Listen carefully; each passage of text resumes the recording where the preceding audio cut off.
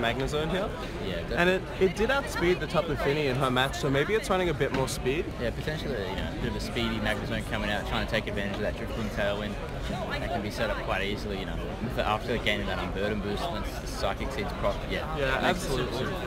Yeah, and the Magnezone matches up really well into the Gigalith here because we do know it doesn't carry the Earthquake at all. Yeah, that's right. So Rock Slide's not really doing much damage at all to this Magnezone. Yeah, really limited ways for Ben to deal with it, so we'll see how he approaches it. So we're going to go, start off with round 1 here, see what both players lead. Wouldn't be surprised to see the Coco Arcanine, as you say, really safe lead because of the Volt Switch, the Intimidate, and the just general utility options here. Okay, so we'll see the Magnezone Drifloon here. Interesting lead here. Yeah, not bad from Zoe. Yeah, not terrible. I wouldn't be surprised to see a Tapu Lele switch in. Yeah, exactly. Just to make sure the Drifloon does get its boost and can survive. But that's right. Also, removing that electric terrain going to reduce those Thunderbolt's power from that Tapu Koko, as well as proccing that Psychic Seed, so even doing even less damage. So we'll see what happens. Yeah, absolutely. And the Magnezone really should make sure to keep itself safe from this Arcanine in this turn because it can be quite threatening. Yeah, that's right. Definitely something that it's always going to look to preserve here. Yeah, so we do see Coco threatening Drifloon more than it regularly does, and yeah, the Magnezone does switch, most likely into the Tapu Lele, proccing the Psychic Seeds, making sure it can live a Thunderbolt. So the Tapu Koko going to go for a Volt Switch here, do you think? Potentially. Maybe he does just take the bait and try to take the KO on the Drifloon though. See how Ben decides to play this one out. Yeah, absolutely. So Dazzling Gleam comes out. Okay, interesting. Yeah, trying to break that sturdy, maybe going for a potential Dazzling Gleam, Flare Blitz into the Magnezone. Yeah, bit of a strange move from Ben's part, in my opinion. Yeah, interesting. Yeah. Into the Magnezone especially. Maybe he's predicting a switch into something else, but he's going to get some nice chip damage off to that Lele anyway. Yeah, absolutely. And the Flare Blitz into the Lele doing quite a lot of damage, but now, because the tailwind's up, there's so much pressure. Yeah, and that Psychic terrain, that Arcanine can't go for that potential exchange for him, so that Tapu Lele is pretty safe at the moment. Going to be able to get up a nice Psychic here on either of the Pokemon. The Drifloon here, it's not a huge threat. Can do some get some chip damage off his Shadow Ball, but apart from that, I don't think we've seen the final moves. So we do talk quite a bit about how Drifloon does sort of struggle to do things after the tailwind goes up. But in this matchup, Shadow Balling a Tapu Koko actually does reasonable damage just because its special defense isn't great, and neither is its HP, so it's not as bad as it could be in other matchups here, so I think it's a good call from Zoe to bring it. So he's going to switch out that Drifloon into the Snake Zone. Yeah, I expect she brought the Magnezone in lead just in case he did lead Porygon 2 or something like that, so that there isn't a free switch into Gigalith to start setting up. Okay, so we do see Ben going to switch in that Porygon 2 and protect. Pretty defensive play there. Yeah, absolutely. I think he's adjusting to the tailwind and just trying to make sure that he can get up a Trick Room to sort of gain the advantage there. Okay, so Zoe, targeting down that Arcanine. Nice. A lot of damage. Yeah, the choice specs on Tapu Lele really helping out there. Yeah, it's always in a really great position here at the moment. Both the Pokemon are threatening some damage off that. Psychic do some huge damage to Tapu Koko. The Electrium Z on the Magnezone should be able to pick up the K on the Porygon too, I think. Absolutely. So, yeah, and the Psychic most likely will as well. Yeah. Magnezone also in such a strong position here because there's no real threat to it on Ben's team. Likely that he brought, because he does have the Arcanine here, but Arcanine is pretty threatened by the Tapu Lele if it does choose to come in, and the Porygon 2 will just drop before it can Trick Room. Yeah, that's right. Okay, so we're going to see Porygon 2 switch out here. Yeah, into the Tapu Lele, so this could be rough for Ben. He really needs the Arcanine to take out the Magnezone in this matchup now that he's revealed all of his 4 Pokemon. Psychic on the Tapu. Yeah, really nice. Yeah, easy KO there. And I wouldn't be surprised to see the Electric Z into the into the Tapu Lele slot. Have it coming out here. Yeah, really strong. Gonna do so much damage. Yeah, definitely gonna put it in KO range for Psychic for next turn of with that Psychic Train Boost and the choice specs. So. Yeah. So with Ben's only answer being the Arcanine, Zoe really needs to adjust in this matchup because as long as she keeps Magnezone around and gets the Arcanine out of the way, there's nothing that Tapu Koko or the Porygon 2 can do to hit that Magnezone for enough damage to take it out. Okay. Oh, nearly the one-hit knockout on. It does proc the Wiki Berry though, which is. It's good for the Tapu Lele. It's good for Tapu Lele, but this Magnezone can just threaten to Flash Cannon next turn anyways, as long with that Psychic on tour. Yeah, absolutely. Ben decides to bring in here, so. If she is running a faster variant as well, in the Tailwind, it might just outspeed the Tapu Lele most likely. Right. I'd imagine, given that Tapu Lele is so bulky, it will not be running a lot of speed investment. Yeah, for sure. Yeah, so Zoe definitely, taking control of this game here early on, getting that KO, threatening so much offensive pressure here. Yeah, it's also just nice for her to get the calc of the Gigavolt Havoc onto the Lele, because we did see it live with about 20 HP, so almost any other attack, even a not very effective Psychic, will definitely put it in range for that for future games, so it's just a nice thing to know. so wouldn't be too... Like with Arcanine coming in here, I think it's just so threatened by the Tapu Lele that Zoe can sort of afford to just attack into it, and even if it does go for a protect or a more defensive play, it's not really exploitable. And I don't believe that Ben's Arcanine does carry protect. Yeah, that's right. I think we have seen that in the last few days. Has revealed 4 moves, and none of those being protect here. Yeah. Also, something worth mentioning is that Magnezone's sturdy, so even if it doesn't pick up the kill on the Arcanine, and it fires off with Flare Blitz, it still will be able to hang on. Yeah, so Zoe has such a good matchup here with her Magnezone. Okay. And the Arcanine just drops. Yeah. Zoe's is really taking command of this game, and a Flash Cannon should really just pick up this KO on steamrolling through Ben here. Yeah, okay, yeah. I think this is pretty much over here. Yeah, absolutely. I think Ben needs to find a way to get his Gyarados into a good position for future matches, because it really just doesn't have the options to take out this Magnezone with it. That's right. But even then, that's quite scary, assuming that like obviously Magnezone's the electric type, and it does have that Magnet Rise. So yeah, so it's going to be a 4-0 here. Oh wow. So game 1 here, really showing. Only 3 turns, 4 turns? Something like that. Yeah, really nice top 4 match here. The top 8. Top 4, sorry. Wow. Congratulations, Ben giving a bit of a smile. I'm pretty sure he's aware that this matchup might not quite be in his favour. Yeah, I think... Zoe being very modest on stage right now. Yeah.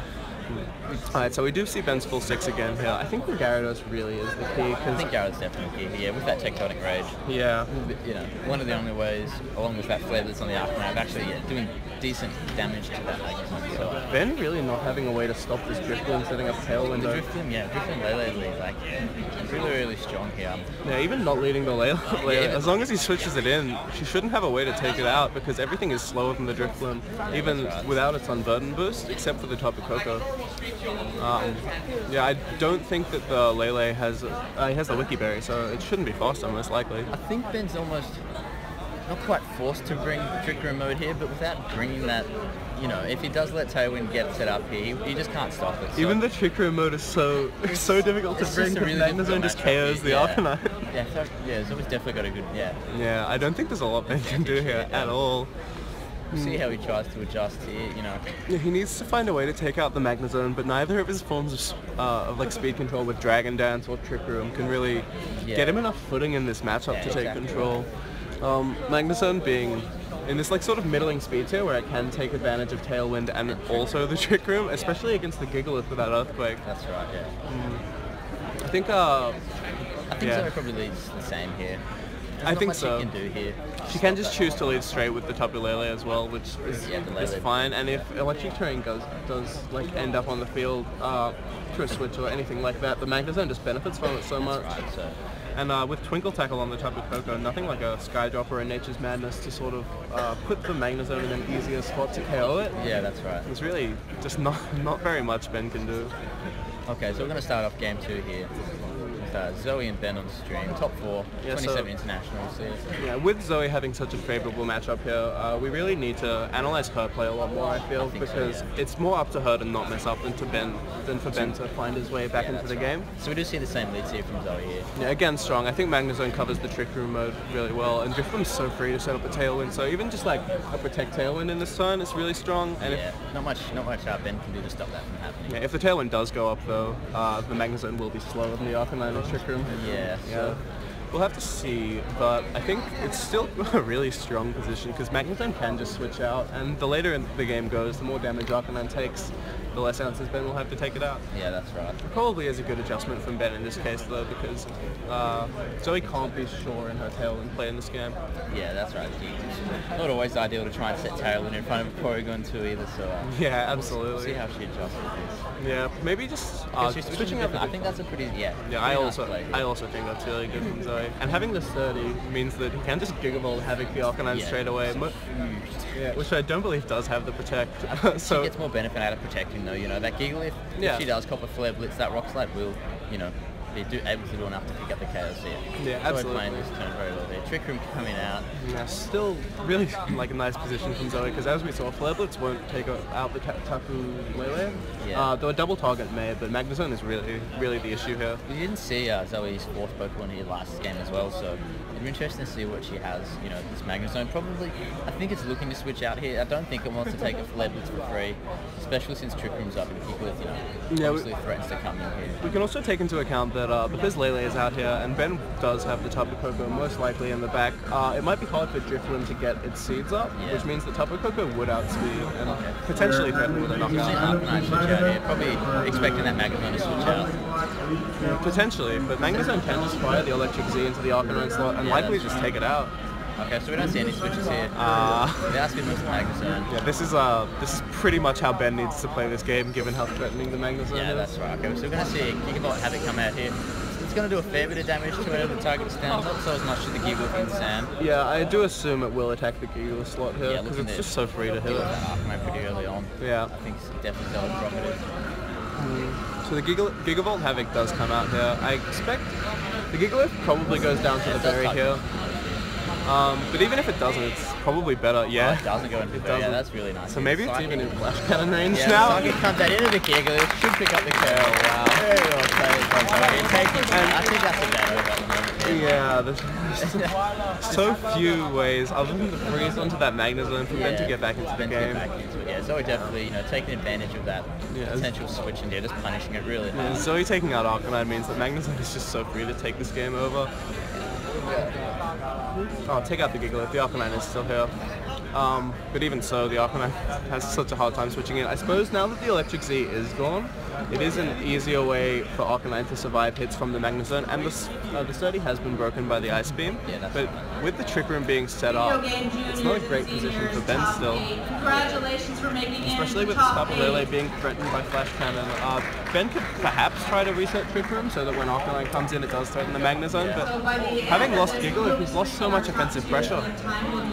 Drifloon does come in here. So we do know that... For the Tapu Lele.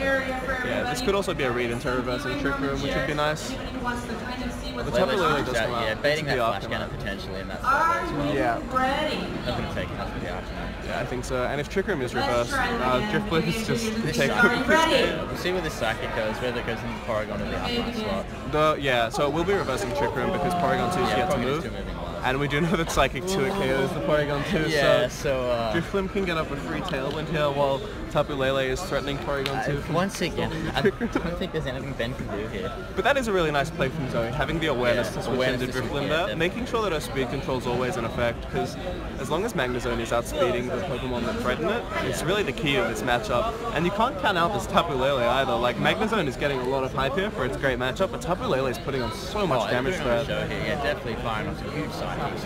It's just tearing through. Yeah, that damage on the Porygon 2 is monumental. That's mental. Very nice damage. So Tapu Lele will threaten the Porygon 2 from setting up another Trick Room here, and I do expect Drifloon to just set up a Tailwind, and then Zoe should just be able to clean up the game with her Pokemon in the back. Yeah, I think so.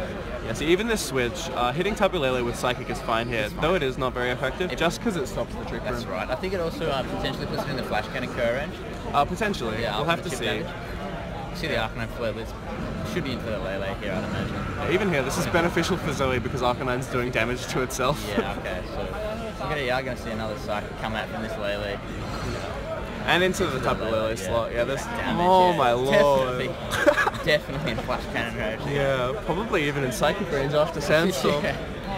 Wow, just so much offensive pressure with the Lele Magnezone and Drifloon supporting really well. Yeah, Tailwind as well that turn. Yeah, there's a lot of discussion between the Drifloon and the Mandibuzz, just because they do fulfill similar roles on teams. Mandibuzz does get a little bit more praise as it has a little bit more offensive output with Foul Play and Taunt, but Drifloon's just really taking over this game. Yeah. It's faster than the Tapu Koko and can't get taken out by anything. Where in Mandibuzz's case, maybe a Tapu Lele, Tapu Koko could take it out. So the Drifloon choice on this team is really strong, and it's doing things that no other Pokemon in this format can really accomplish. Yeah, definitely a Pokemon in its own league. It's in its own league at the moment. Yeah, absolutely. So from this turn, I don't see why there's no reason to just, if she has that Shadow Ball, I think the Shadow Ball should really take out. Oh, it is a bulky later. I don't think it will take out. I think as long as Zoe keeps attacking. Yeah, just maintaining that offensive pressure here. Yeah. Yeah, even like a Shadow Ball into Porygon 2 doesn't matter. Yeah. Yeah, and Lele does Lele's protect. going to go for the pressure. He doesn't want to take any chip damage here at all. Ben making defensive plays, but really at this point Shadow it's Ball just yeah. It's just This Tapu Lele, it's psychics the Porygon as well. It drops here. That's pretty much it's going to be the game here, I think. Yeah, wow, this Maybe is really a bit strong early to play call, from Zoe. but yeah, this. Showing like why she was able to go 8-1 on day 1 and make her way into cut. Yeah. Unfortunately, not having the best day 2 results. She did go 2 and 3, but because of her good performance in day 1, it did secure her this spot. Okay, so Psychic terrain drops. It's going to, slightly reduce that True Specs output here for the Psychic. Yeah, but with a Magnezone in the back, it's just really not important. As long as she deals with this armor.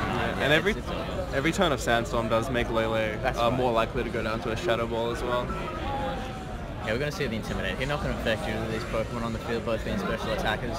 Yeah, absolutely. And because Zoe still does have another Pokemon that isn't the Magnezone in the back, I don't see a way that this Arcanine can really claw back into this game. Exactly.